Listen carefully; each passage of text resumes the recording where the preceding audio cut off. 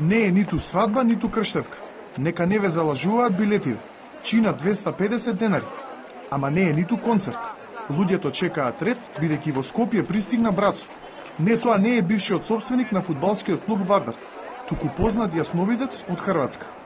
Звездата се појави под силно обезбедување, па се качи на маса и во еден момент молк.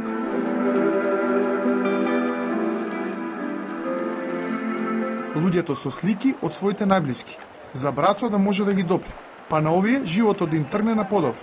Тој внимателно ги гледаше, за да им ја предвиди иднината. По 5-минутно молчење, Брацо се врати на работното место, а луѓето се насобраа пред масата каде што стоеше тој. Ги ставаа сликите и цветињата за да тргне работата. Верувам. Зашто сака да ви предвиди? За здраве. Зашто сакате најмногу да ви предвиди? За све, за здраве и за убаво, све. Пате ли ви во гатање? Па сигурно што сум дошла, верувам. За женење, за здравје, за успех, за среќа, за мир во светот. Исто за подобрување всичките односи во Република Македонија. Веруваш ти во гатање? Веруваш во? Имам средна оценка. И да и не. А досега си бил некаде да ти гата? Да. И ти погоди ли нешто? Средна оценка имам. Но Брацо не е само јасновидец.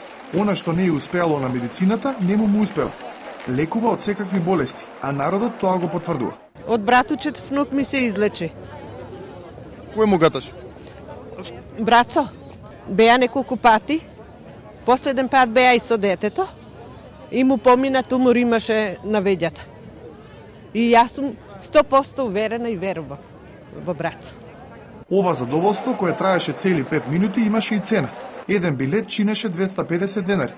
Упорните луѓе не се откажуваа и чекаа за да влезат во ресторанот каде што Брацо им ја предвидуваше иднината.